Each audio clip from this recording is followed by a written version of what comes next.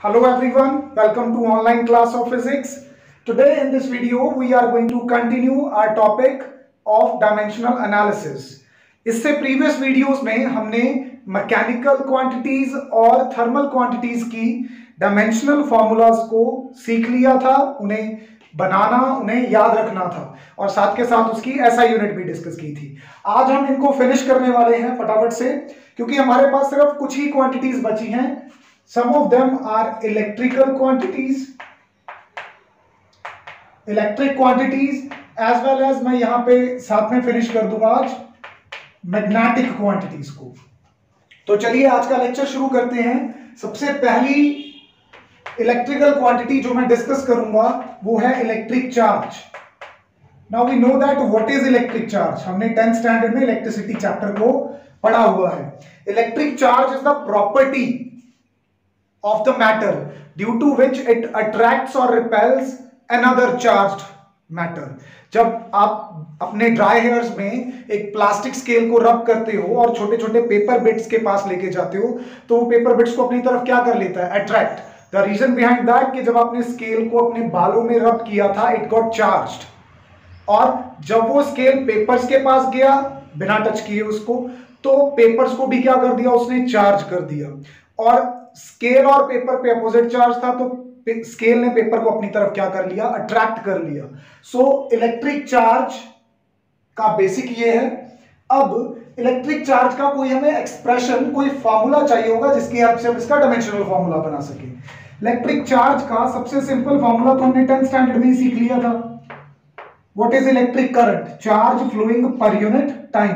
तो मैं यहीं से चार्ज का फॉर्मूला बना लूंगा, that is current into time. तो इन दोनों को यहां से मल्टीप्लाई करके इलेक्ट्रिक चार्ज के बारे में पता लगा लेंगे। Electric current is a basic quantity, fundamental quantity है।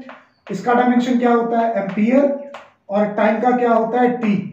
तो बहुत सिंपल है, चार्ज का डायमेंशनल फॉर्मूला बन गया AT। बहुत जगह पे यूज होगा ये। और चार्ज की ऐसा यूनिट क्या होती है, ये 10th स्टैंडर्ड में सीख लिया था हमने, इट इज कूलम। और किससे डिनोट करते हैं, कैपिटल C के साथ, because it is after the name of a scientist.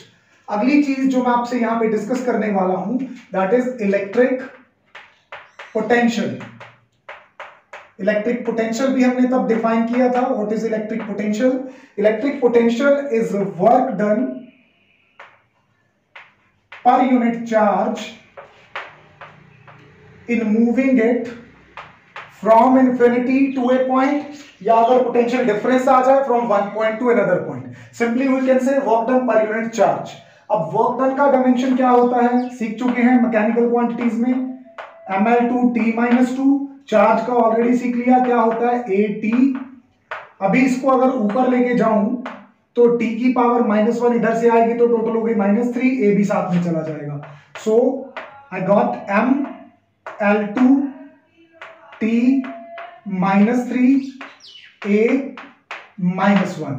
और इलेक्ट्रिक पोटेंशियल की ऐसा यूनिट क्या है, it is volt, denoted by capital B। शायद 10th स्टैंडर्ड आपको अब याद आ रहा होगा थोड़ा थोड़ा, ठीक है। तो जो तो अच्छे से पढ़े थे वहां पे उनको कनेक्ट होना मुश्किल नहीं लगेगा। उनको लगेगा कि इन चीजों के बारे में सुना था, बस एक नई चीज ऐड हो गई, उसके बारे में उनको देखने का एक नया नजरिया, एक नया ढंग मिल गया। किसकी फॉर्म में, डायमेंशनल फॉर्मूलाज की फॉर्म में। चलो, इलेक्ट्रिक पोटेंशियल के बाद अगर मैं कोई चीज डिस्कस कर सकता हूं यहां पे, वो है इलेक्ट्रिक रेजिस्टेंस। अब रेजिस्टेंस के लिए तो हमने बहुत अच्छा लॉ पढ़ा था, सबको याद आ गया होगा मैं कौन से लॉ की बात करना चाहता हूं, ओहम्स लॉ, जो कहता था कि resistance is defined as the potential across the ends of the conductor divided by the current flowing in the conductor due to that potential. तो रेजिस्टेंस का formula potential upon current, electric potential upon, यहां पे क्या आ जाएगा, electric current. तो electric potential का dimensional formula आप ऑलरेडी बनाए हो, ml2 t-3 a-1 divided by electric current is the fundamental quantity out of 7 fundamentals. तो इसका क्या होता है, एम्पियर। इसको भी ऊपर लेके जाऊंगा तो -1 बनेगी, -1 कितना बन जाएगा, -2 ml2 T minus 3 A minus 2, right. This is about electrical resistance. Electrical resistance की यूनिट क्या होती थी? ओम। और कैसे डिनोट करते थे? With the symbol omega, right. Electrical resistance सीखने के बाद मैं यहां पे जो नेक्स्ट क्वांटिटी डिफाइन कर सकता हूं वो रेजिस्टेंस का ही अपोजिट है, रेसिप्रोकल है, वो होता है conductance. What is conductance? The reciprocal of resistance is called conductance, right. तो जो रेजिस्टेंस की आई थी डायमेंशंस, उनको क्या कर दो? बस रेसिप्रोकेट कर दो।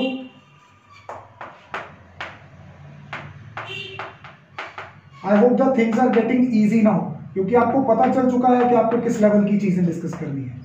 m -1 ऊपर आ जाएगा, l की पावर 2 माइनस बन जाएगी, t की पावर +3 a की power +2, right. So this is the dimensional formula of conductance. Conductance की यूनिट क्या बनेगी? ओहम इनवर्स, या फिर इसको डिनोट कर सकते हैं ओमेगा इनवर्स। इसके अलावा इसकी एक यूनिट और है साइमन, किससे डिनोट करते हैं? कैपिटल S के साथ। ओहम इनवर्स को ही बेसिकली हम साइमन बोल देते हैं। Next quantity that I can discuss is resistivity. किसकी बात कर रहा हूं मैं? रेजिस्टिविटी। हमने देखा था 10th स्टैंडर्ड में कि resistance of a conductor is directly proportional to length of the conductor and inversely proportional to area of the cross section of the conductor. तो जब इनको कंबाइन करते थे तो हमारे पास आता था L/A। अगर मैं यहाँ पे प्रोपोर्शनल हटा के इक्वल टू लगाऊं तो यहाँ पे कांस्टेंट क्वांटिटी आएगी which depends on the nature of the material of the conductor, और वो होता था रो, इलेक्ट्रिकल रेजिस्टिविटी। तो यहाँ पे रेजिस्टिविटी की बात हो रही है, फॉर्मूला था R = ρL/A। आपको बात किसकी करनी है? रेजिस्टिविटी की। तो ये चीजें इधर ले आओ, ये बन जाएंगी रेजिस्टेंस। R का मतलब क्या है यहाँ पे? Resistance into area of cross section of the wire divided by length. Very simple. अच्छा, ये सब सीखने के बाद अब यहाँ पे सब्स्टिट्यूशंस करते हैं। रेजिस्टेंस का क्या है डायमेंशनल फॉर्मूला? अभी लिखा हमने, that is M L2T -3 A -2 divided by, अच्छा इनटू एरिया भी बचा है तो L2 एक और लिख दें। लेंथ का क्या होता है? L। तो L की पावर 2 यहां पड़ी, L की पावर 2, एक L डिवाइड में कोई भी एक L कैंसिल कर दो। L की कितनी बन गई? Power 3। So M L⁻³ T⁻³ A⁻²। I hope कि जो बात मैंने आपको शुरू में बताई थी, रेजिस्टिविटी की यूनिट क्या बनेगी यहाँ पे? रेजिस्टिविटी की बनेगी ओम मीटर। क्या बनेगी? Ohm metre. But I was saying कि मैंने आपको शुरू में बताया था कि अगर आपको ये वाले एक्सप्रेशंस याद रखने आ गए ना, तो ये तो आप तभी बना लोगे साथ के साथ, कोई प्रॉब्लम नहीं आएगी इनको करने में। Okay, the next quantity that I would like to discuss is the reciprocal of resistivity. We call it conductivity. क्या बोलते हैं इसको? कंडक्टिविटी बोलते हैं। कंडक्टिविटी रेजिस्टिविटी का ही क्या होती है? रेसिप्रोकल होती है। सो जो रेजिस्टिविटी का डायमेंशनल फॉर्मूला आया था, उसमें जो प्लस की पावर है उसको माइनस का कर दो, जो माइनस किया उसको प्लस का कर दो, you will get your result M-1 L-3 T3A²। So this turns out to be the dimensional formula of conductivity. Conductivity की ऐसा यूनिट क्या बनेगी? इनका रेसिप्रोकल, यानी कि ओम इनवर्स मीटर इनवर्स। अभी मैंने बताया था ओम इनवर्स को और क्या बोल सकते हैं? साइमन बोल सकते हैं। तो मैं इसको साइमन मीटर इनवर्स भी लिख सकता हूं। I hope you have understood this. अगली quantity that I would like to discuss with you is about, मैंने आपको भी बताया कि जब दो चार्ज बॉडीज की बात करते हैं वो एक दूसरे को अट्रैक्ट या रिपेल करती हैं। अगर दोनों बॉडीज पे सेम काइंड का चार्ज है, मतलब दोनों पे या तो पॉजिटिव है या दोनों पे नेगेटिव है, तो एक दूसरे को क्या करेंगी? रिपेल। अगर एक पे पॉजिटिव है दूसरी पे नेगेटिव है तो एक दूसरे को क्या करेगी? Attract. Now repelling is push, attracting is pull, push and pull is force. तो यहां पे हम कह सकते हैं कि बात करने जा रहे हैं इलेक्ट्रिकल फोर्स की। किसकी बात करेंगे हम यहां पे? इलेक्ट्रिकल फोर्स की। इलेक्ट्रिकल फोर्स का जो फॉर्मूला होता है वो क्या होता है? पहले रफ पे लिख लो इस पे, ठीक है। इलेक्ट्रिकल फोर्स का फॉर्मूला होता है अ कांस्टेंट, यहां पे एक कांस्टेंट होता है, उस कांस्टेंट को मैं बता दूं क्या बोलते हैं, वो कांस्टेंट ये होता है। नाउ आपको इसकी डिटेल में जाने की जरूरत नहीं है कि ये कांस्टेंट क्या है कैसे है, बस थोड़ा सा नाम बता दूंगा। Charge on first body, charge को किससे डिनोट करते हैं, स्मॉल क्यू या कैपिटल क्यू से, into charge on second body divided by square of the distance between the two charged bodies. ये फॉर्मूला कुछ कुछ हमें ग्रेविटेशन जैसा नहीं लग रहा। ग्रेविटेशन में क्या पढ़ा था, force of attraction between two bodies, gravitational force of attraction between two bodies is directly proportional to product of their masses, यहां पे क्या है, product of their charges, and inversely proportional to square of the distance between them, यहां भी square of the distance between them. बस वहां पे capital G था कांस्टेंट, यूनिवर्सल ग्रेविटेशनल कांस्टेंट, यहां पे कांस्टेंट कैसा है 1/4 पाई, और ये कुछ नया सा सिंबल, नया सा सिंबल है, लग ई जैसा रहा है पर ई नहीं है, इसकी प्रोनाउंसिएशन है एप्सिलॉन। क्या है इसकी प्रोनाउंसिएशन, इसकी प्रोनाउंसिएशन है एप्सिलॉन, ग्रीक या लैटिन लैंग्वेज से लिया गया सिंबल है। ये डिनोट क्या करता है, जैसे R resistance, V voltage, Q charge, तो ये डिनोट क्या करता है, ये डिनोट करता है परमिटिविटी। क्या डिनोट करता है, परमिटिविटी। परमिटिविटी, परमिट, परमिट का मतलब होता है अलाउएंस, किसी चीज को अलाउ करना। कौन अलाउ कर रहा है बेटा, if this is the first charge body and this is the second charged body, तो इनके बीच में जो फोर्स है वो इनके बीच का जो मीडियम प्रेजेंट है, यहां पे मेरे दोनों हाथों के बीच में क्या प्रेजेंट है, एयर, ये मीडियम के ऊपर भी डिपेंड करता है। एक्सपेरिमेंट्स कर करके हमने देखा कि अगर मेरे ये दोनों हाथ चार्ज्ड हैं, इस पे पॉजिटिव चार्ज है, इस पे नेगेटिव चार्ज है, तो ये दोनों एक दूसरे को क्या करेंगे, अट्रैक्ट। अभी अगर ये एयर के अंदर हैं तो किसी फोर्स से अट्रैक्ट करेंगे, अगर इतनी ही दूर मैं पानी के अंदर ले जाऊं अट्रैक्ट तो तब भी करेंगे, पर इनके बीच में जो फोर्स है वो कम हो जाएगी। इसका मतलब अगर दो चार्ज बॉडी के बीच का मीडियम बदल जाए तो उनके बीच की फोर्स भी बदल जाती है। तो यहां पे मीडियम फोर्सेस को अप्लाई होने के लिए क्या करता है, परमिट करता है। तो यहां पे एप्सिलॉन उस परमिशन को ही नोट करता है, जितनी परमिटिविटी ज्यादा होगी उतनी फोर्स कम होगी, जितनी परमिटिविटी कम होगी उतनी फोर्स ज्यादा। उल्टा है कॉन्सेप्ट, ये ध्यान रखना। मैं यहां पे इस एप्सिलॉन की ही बात करना चाहता हूं, मैं बात करना चाहता हूं यहां पे इलेक्ट्रिक परमिटिविटी,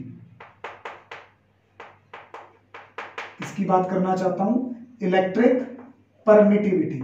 अब आप कहोगे कि सर एप्सिलॉन तो बता दिया, ये जो इसके पैर में, इसके सबस्क्रिप्ट में जीरो सा लिखा है, इसका क्या मतलब है बेटा, सबस्क्रिप्ट में ये जो लिखा है इसकी प्रोनाउंसिएशन है नॉट, तो इसको एप्सिलॉन नॉट बोलते हैं। लेकिन ये नॉट का मतलब नहीं है, इसका मतलब नो नहीं है।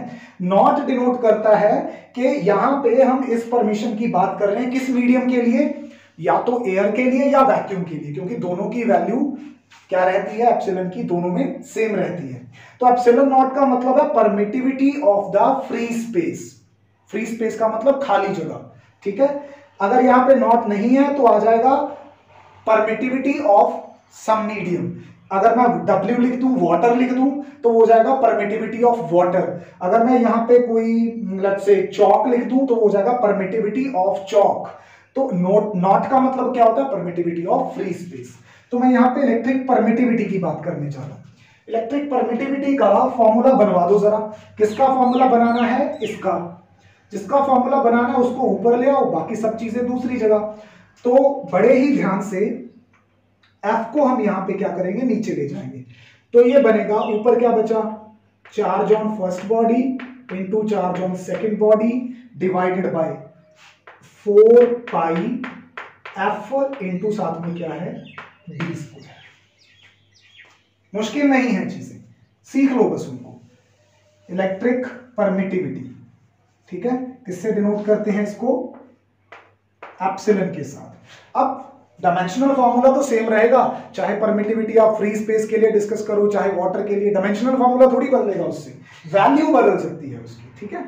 तो charge on first body into charge on second body, charge का डायमेंशन क्या है 80 फर्स्ट बॉडी के लिए, सेकंड बॉडी के लिए भी 80 अपॉन 4 और पाई कांस्टेंट है, कांस्टेंट्स का कोई डायमेंशन नहीं होता यहां पे, नहीं ऐसा नहीं है कि कांस्टेंट्स का डायमेंशन नहीं होता, लेकिन एक खास टाइप के कांस्टेंट होते हैं जिनको डायमेंशन लेस कांस्टेंट बोलते हैं।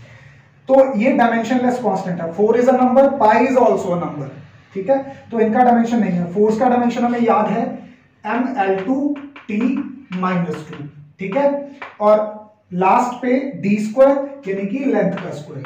अब इसको जरा फटाफट से सॉल्व कर लो, क्या चीजें बनेगी यहां पे। परमिटिविटी का जो फाइनल डायमेंशन है वो बनेगा m-1L-3, देन t यहां पे बनेगा -4, कैसे बनेगा, सॉरी t बनेगा यहां पे +4, t और t स्क्वायर बन गया, ये वाला t स्क्वायर भी ऊपर आएगा तो +4, तो t⁴ a⁴ 2, ठीक है। अभी इलेक्ट्रिक परमिटिविटी की यूनिट्स बनाओ, यहां पे हो गया चार्ज इंटू चार्ज कूलम का स्क्वायर, नीचे आ गया न्यूटन, ऊपर आके -1 और metre -2, so coulomb square newton inverse metre square inverse, ये हो गया आपका इलेक्ट्रिक परमिटिविटी का, ठीक है। अच्छा, इलेक्ट्रिक परमिटिविटी के बाद जैसे हम डेंसिटी के बाद रिलेटिव डेंसिटी डिस्कस करते हैं, अगर इलेक्ट्रिक परमिटिविटी के बाद मैं यहां पे डाइलेक्ट्रिक कांस्टेंट या अच्छा इसको चलो रिलेटिव परमिटिविटी बोल देता हूं क्योंकि आपको कनेक्ट होना इजी लगेगा। रिलेटिव परमिटिविटी, हालांकि जैसे किसी पर्सन के दो नेम हो सकते हैं, आप याद रखना इलेक्ट्रिकल परमिटिविटी का एक दूसरा, सॉरी रिलेटिव परमिटिविटी का एक दूसरा नाम भी है, इसको बोल देते हैं डाइलेक्ट्रिक कांस्टेंट। डाइलेक्ट्रिक्स बेसिकली क्या होते हैं, इंसुलेटर्स होते हैं, इंसुलेटर्स का दूसरा नाम डाइलेक्ट्रिक्स है। तो रिलेटिव परमिटिविटी क्या होती है, permittivity of the medium divided by permittivity of the vacuum. अब परमिटिविटी अपॉन परमिटिविटी यानी कि दिस डिवाइडेड बाय दिस, तो क्या बचेगा, कुछ भी नहीं बचेगा। सो दिस इज क्या हो गया, यहां पे क्या लिख सकते हैं, डायमेंशनलेस, क्या लिख सकते हैं, डायमेंशनलेस, और साथ के साथ ये क्या हो गया, यूनिटलेस, ठीक है। तो इन दोनों का रिलेशन वही है जो हम रिलेटिव डेंसिटी की बात करते हैं। यहां पे आपकी इलेक्ट्रिक क्वांटिटीज खत्म हो जाती हैं, 8 इलेक्ट्रिक क्वांटिटीज हमें डिस्कस करनी थी। Let's just talk about the last type of quantities, that is magnetic quantities. इसके अंदर हमें सिर्फ 3 क्वांटिटीज को ही डिस्कस करके चलना है। सबसे पहली क्वांटिटी जो मैं आपके साथ डिस्कस करूंगा that is magnetic field strength. अच्छा, एक बात और सुनो, अगर आप चाहो तो इलेक्ट्रिकल क्वांटिटीज में एक और क्वांटिटी ऐड कर सकते हो, that is electric field strength. क्या ऐड कर सकते हो आप वहां पे, electric field strength. Electric field strength क्या होती है कि जो इलेक्ट्रिक फील्ड है किसी चार्ज के अराउंड वो कितना स्ट्रॉन्ग है, उसको हम डिनोट करते हैं ई के साथ, और डिफाइन कैसे करते हैं, फोर्स एक्सपीरियंस्ड पर यूनिट चार्ज। एक चार्ज है, उसका अपना एक फील्ड है, उस फील्ड में जब कोई दूसरा चार्ज एंटर करेगा तो उसके ऊपर क्या लगेगी, वहां पे फोर्स लगेगी। तो वो कितनी फोर्स लगेगी और कितना हम चार्ज लेके आए थे, उनकी रेशो हमें क्या देती है, फील्ड की स्ट्रेंथ देती है। अब फोर्स यहाँ पे होती है mL_t-2, चार्ज होता है 80, तो अगर आप इसको यहां से सॉल्व करो तो आपके पास आंसर आएगा mL_t-3A-1। तो इसको आप वहां पे ऐड कर सकते हो, और इसकी SI यूनिट क्या आएगी, न्यूटन पर कूलम, न्यूटन पर कूलम। तो ये आप उसमें ऐड कर लेना, क्योंकि फिर ऐसे होता है बैलेंस बन जाता है। जैसे यहाँ पे मैग्नेटिक फील्ड स्ट्रेंथ डिस्कस कर रहा हूं, वहां पे इलेक्ट्रिक फील्ड स्ट्रेंथ डिस्कस होना चाहिए, ठीक है, कहीं जरूरत पड़ जाए इसकी, राइट। चलो वापस आते हैं अपने काम पे। मैग्नेटिक फील्ड स्ट्रेंथ क्या होती है, मैग्नेटिक फील्ड स्ट्रेंथ के अंदर हम डिस्कस करेंगे, बेसिक कहां से उठाएंगे, 10th स्टैंडर्ड से। अगर मेरे पास एक करंट कैरिंग कंडक्टर है, इसको अगर मैं मैग्नेटिक फील्ड में रख देता हूं तो इसके ऊपर क्या अप्लाई होती है, फोर्स अप्लाई होती है। कौन करता है, वो जो फील्ड है। एक्चुअली क्या वो कंडक्टर के ऊपर फोर्स करता है, नहीं, कंडक्टर के अंदर जो इलेक्ट्रॉन्स फ्लो कर रहे हैं उनके ऊपर फोर्स लगाता है। तो मुझे यहाँ पे कंडक्टर के ऊपर फोर्स देखने की बजाय इलेक्ट्रॉन्स के ऊपर फोर्स देखनी चाहिए, चार्ज्ड पार्टिकल्स के ऊपर फोर्स देखनी चाहिए। So experimentally we came to know कि जब कोई चार्ज पार्टिकल मैग्नेटिक फील्ड के अंदर मूव करेगा तो उसके ऊपर फोर्स लगेगी। वो फोर्स किसके इक्वल होगी, कि वो जो पार्टिकल मूव कर रहा है उसके ऊपर चार्ज कितना है, वो पार्टिकल कितनी स्पीड के साथ मूव कर रहा है, वो पार्टिकल जिस फील्ड में मूव कर रहा है वो फील्ड की स्ट्रेंथ क्या है, जिसके बारे में हमें डिस्कस करना है, इनटू जो डायरेक्शन है वेलोसिटी की और जो डायरेक्शन है फील्ड की, उनके बीच में एंगल कितना है उसका साइन ले लो।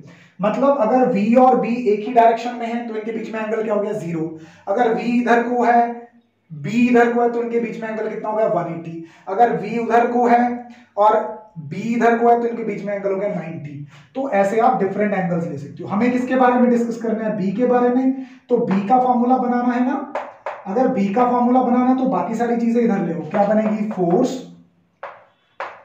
डिवाइडेड बाय चार्ज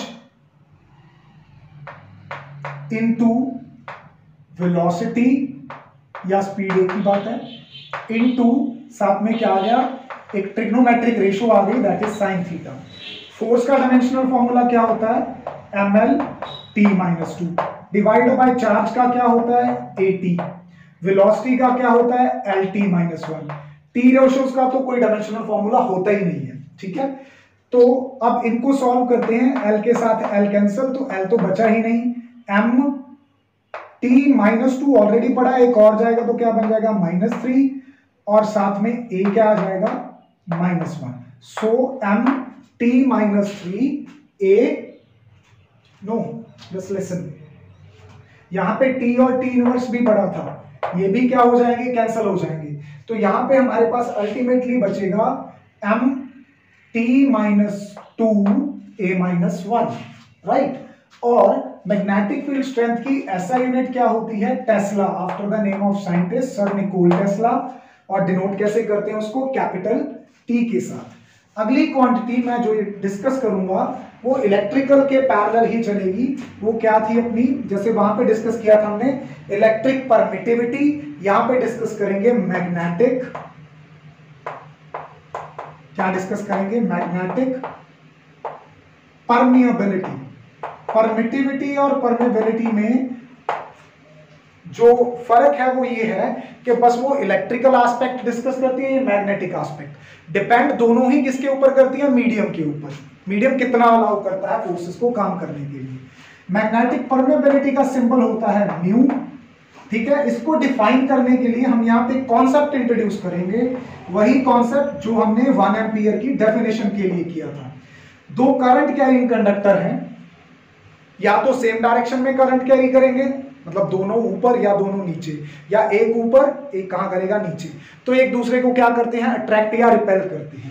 तो इनके बीच में जो अट्रैक्शन या रिपल्शन होती है, यानी कि जो फोर्स होती है, वो फोर्स पर यूनिट लेंथ जो होती है वो किसके बराबर होती है, परमेबिलिटी डिवाइडेड बाय 4 पाई, ये कांस्टेंट वैल्यू है, ठीक है। क्या होता है, current in the first wire multiply current in the second wire divided by the gap between two wires.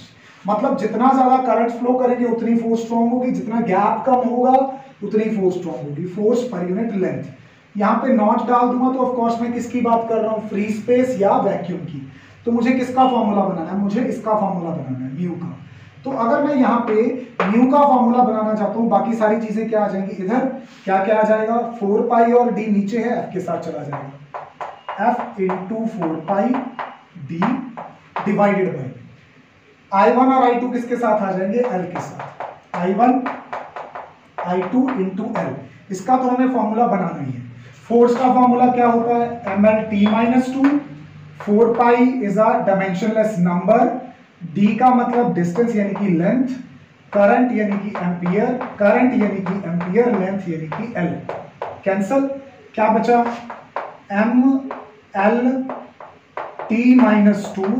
ये भी ऊपर जाके a-2।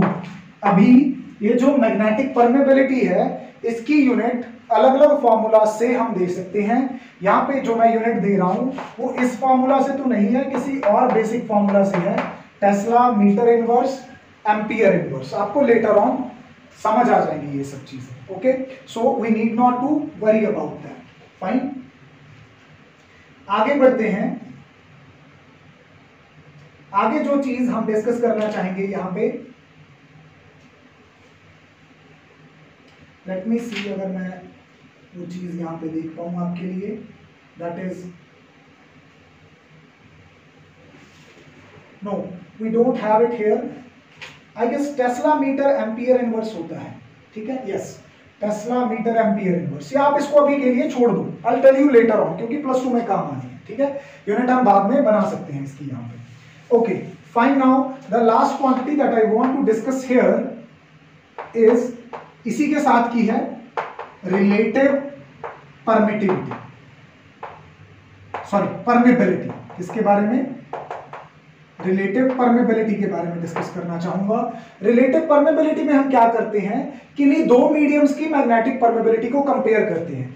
जो स्टैंडर्ड मैं चूज करता हूं वह फ्री स्पेस या एयर चूज करता हूं, तो permeability of any medium to the permeability of air और वैक्यूम, इनकी रेशो को रिलेटिव परमेबिलिटी कहा जाता है।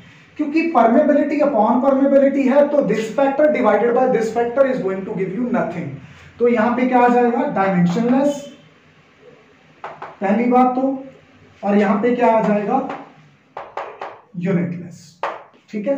That's all about the magnetic physical quantities जिनके बारे में हमें यहां पे डिस्कस करना था। No this is not the end, और बहुत सारी क्वांटिटीज हैं, लेकिन जैसे जैसे कॉन्सेप्ट आते जाएंगे हम उनको डिफाइन करते जाएंगे।